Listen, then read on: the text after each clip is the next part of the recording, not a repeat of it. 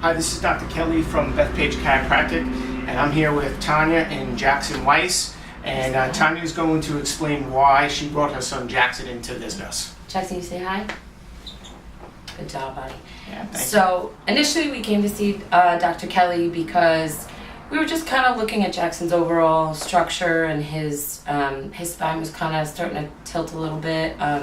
We were getting ready for a major surgery for his hips, and we just wanted to make sure that his spine had integrity, and that he was, I don't know, just his overall structure was the best it could be, both pre-surgery and now post-op. So how was his structure overall before you came in? Oh, his left shoulder was really close to his ear. His neck seemed to kind of be shrinking in, and he had his head down a lot, right? Can you show us? No, not anymore, but he had his head down a lot and was leaning to the left. His shoulder was kind of up. His spine was starting to do a little bit of a curve. And when he was standing, he would kind of fall into a crouch instead of being upright. So what condition does Jackson have? What was the reason you brought him in? I mean, those are the structural things. Right. He has cerebral palsy. So he has cerebral palsy. Yep, he had injury to a brain at birth, and so that just inhibits typical movements for him. So he doesn't get the input that someone who walks normally would get. And how old was he when he had the stroke that affected his left arm and hand? 4 days old. Okay, so since he's been getting structural chiropractic, what have you seen has changed for him? So his left hand, even his hands touching each other, but his left hand was really turned in kind of a fist most of the time. Sitting upright was really difficult. He would use his arm to pull himself up. And since we've started the work with you, he's using his left hand, he's engaging it with his right hand, he can clap a lot better.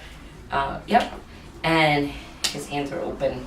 His wrist is no longer turned in, it's kind of turning back out the...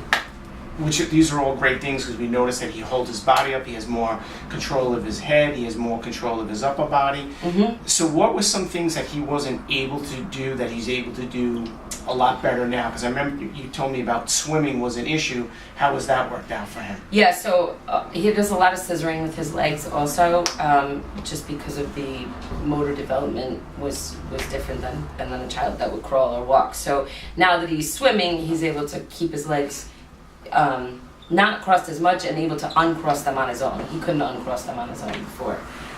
He's also able to sit upright if we remind him, and pull his head up and tuck his chin, right? And his ability to use his left hand is increased immensely.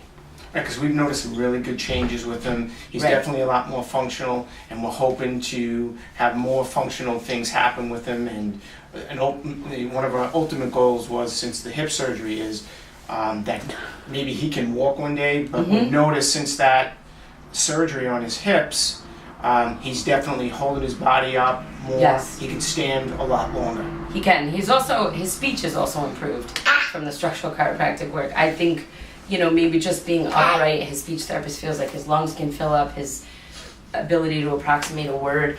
Hands are not for hitting, okay, buddy? His ability to approximate and project his voice is better, so it's just like overall improvements in every area. And we're just hoping for some more improvements, better function. Absolutely. Awesome. Also, Bless if you. I ask him, do you want to come see PK, he gets really excited. He's ready to go.